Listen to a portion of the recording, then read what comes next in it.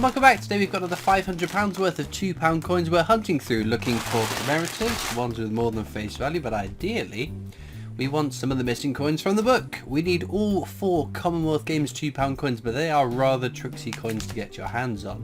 We also need the Olympic Centenary and Olympic Rio handover, London Underground Roundel and the Navy Centenary with the flag era, and then the 2021 and then 2022 Britannia should they ever get put into circulation. So let's get into these bags and see what we find.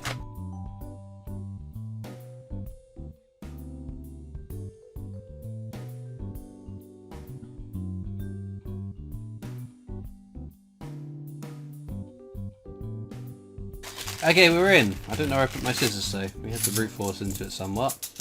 But what are we after? That is Technologies Definitive Design. It is, there's some years it's lower mint than others, just not low enough that I think that they're worth keeping, or valuable enough that I think they're worth keeping. We've got Lord Kitchener there. Lord Kitchener is a fairly common coin, but you need to check for the mule error.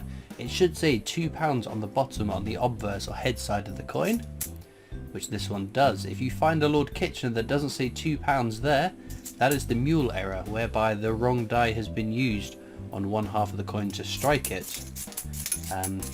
which is a very rare and valuable error coin to come across. Yeah, it's a production error. It definitely is an error. Sometimes I doubt myself, thinking, is it an error or is it a variation like the Olympic Aquatics 50p with the lines over the face? It's not actually an error. That is how the design was supposed to look, but before they, well, I guess after they'd minced a few, they decided to change the design, so that one is just a variant of a design. The error was in them going out in the packaging, full stop.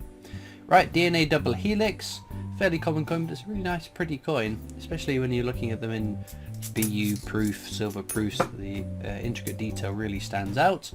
And this is our first coin over face value. It's Robert Burns. Only a smidge over face value, not massively so. You won't be able to retire having found one of those.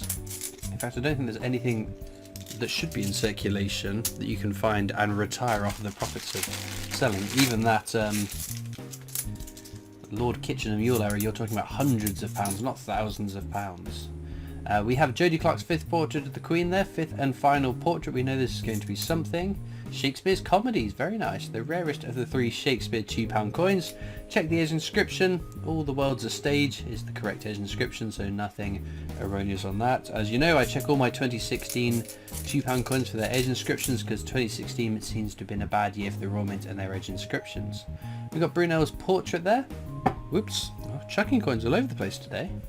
That's one of 2 Brunel £2 coins you can find in circulation. Again, very common. Nothing too exciting about that.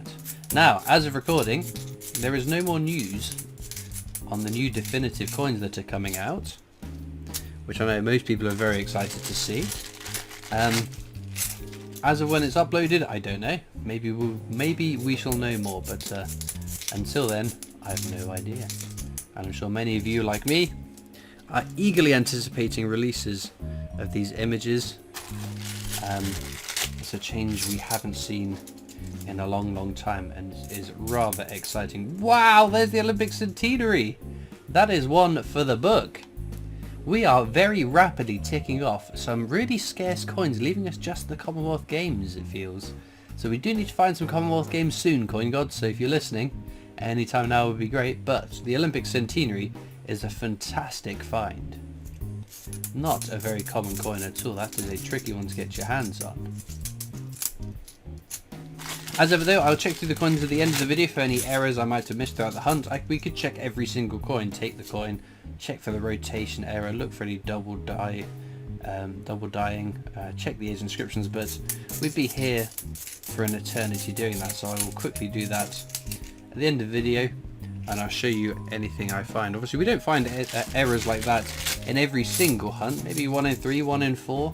I don't know the actual maths, it just feels like that is the right sort of figures, but they are quite exciting when they do crop up, because they're scarce, because they shouldn't be like that, and it's a real error. There's lots of nonsense fake errors like the beading being misaligned on coins, which is very common, slight errors, bits of card, things like that don't really add value to a coin. For an error to add coin, there needs to be the desire to own that coin. Like the fried egg error, where the inner part has bled out into the outer ring. That is quite a catastrophic error that does garner some interest and value. We've got Charles Dickens there, another fairly common coin. You won't have a problem finding one of those. It'll be interesting to see whether we will have any problems finding the new definitives in circulation. Whether any, all, some, none get put into circulation. Will it just be a collector's set like so many things nowadays? It's not my day for dropping coins, is it? Well, it is my day for dropping coins. It's not my day for not dropping coins. Normally not bad at it, but today seems to be an exception to that rule. But no, I think I will be a little bit gutted if the new definitives, or at least some of the new definitives. No, I think all the new definitives should go into circulation in certain quantities. It's a big landmark event. The coins of King Charles III. Obviously, we've had other coins come out with his portrait on. Oh, another Shakespeare's comedies. Very nice. All the World's a Stage. That's fine. But these are the definitive coins, are the standard coins of our new king. So I think it would be a real shame if they don't go into circulation. I'm sure many of you would agree with me.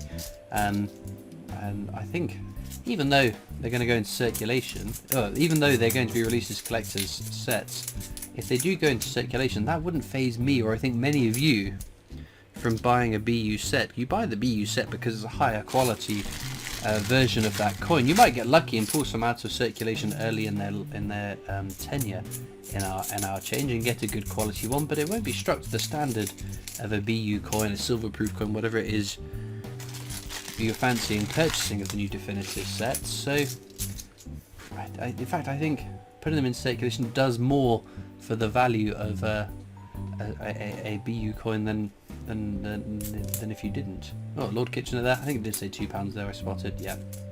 Not a mule error. He won't be hee-hawing, unfortunately. But yeah, so I am hopeful that they will go into circulation. I think because they're the new King's coinage, the new King's definitive coinage, I feel like there'll be a push to put those into circulation at least. Right, what are you going to be? A third Shakespeare comedies. What is going on with Shakespeare comedies today? All the World's a Stage. That's fine. I don't mind having some of those, as I've said multiple times before.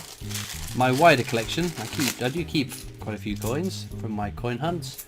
Very heavily weighted to Shakespeare's histories and Shakespeare tragedies, being the more common of the three. Naturally, you're going to find more of them. Especially during a period of time where it seemed I was finding no Shakespeare comedies. The gulf between that coin and the other two was growing and growing and growing. But recently, I've been very fortunate enough to find a whole bunch of Shakespeare's comedies.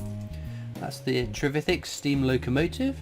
Again, it's a fairly common coin, less common. I don't see that as much as I see some other common coins like the VE Day Anniversary, which, now I say it, I notice I haven't spotted any today. Oh dear, that's a little bit gross, isn't it? That has had a hard life in circulation. Not pretty enough in my mind to go into my oddities box, but there we go. Brunel's portrait. Pop that on the top row with the other one. Oh, we're rocketing through these coins. We've had some good finds though, but there are plenty of bags to find more. You never know, the star find could turn up in the last bag of the hunt. It's happened before. In fact, I've had very appalling coin hunts which have been absolutely saved by the last bags, or some of the last bags in a hunt. Not that there's been a poor one that needs any improvement. Adding a coin to the book is always going to be a success, even if we find nothing more. At least we should be, I think, adding the Olympic centenary, leaving us one Olympic to go. Olympic Rio handover. But no, if there has been any further news about the definitive coins since the last £2 coin hunt I uploaded and spoke about it, yes, I'm aware, dutifully so. Whenever there's coin news, I feel like I do get a bit of a barrage of people messaging me about it, in addition to my own keeping up of it. Right, penultimate bag, we're going to do an edge hunt because I've forgotten to do it. If it says standing on the shoulders of giants, we know that is a technology's definitive design, but this one says brother, which will be the abolition of the slave trade. It's very cool. There's obviously the variant of this that's got the smooth finish on the inner part of the coin. You can see this is bobbly, textured, The smooth finish also has very prominent lettering, the initials of the artist, DG, to the bottom right of the 7 for David Gentleman. No, we're not going to zoom out yet because we're going to check the other coins for any edge inscriptions that differ from the definitives. Right, I think that's all we're going to get. Maybe my brain knew there weren't going to be any more commemoratives. There we go. Well then, last bag of the hunt. As ever, links are in the description of this video to my coin collecting Discord server if you want to come over and join that. There's also links to my other social media channels in the PO box should you wish to write into me. There's the steam locomotive, second time today. There's also a link to the Britannia Coin Company's YouTube channel, who I work for as my day job, making videos for them too, so please do check that channel out too. We've got the World War I Army Centenary there. Another very, very common coin. Right, now that we've pulled out all the commemoratives, I'm going to check through the coins off to the side, see if there are any errors I've missed.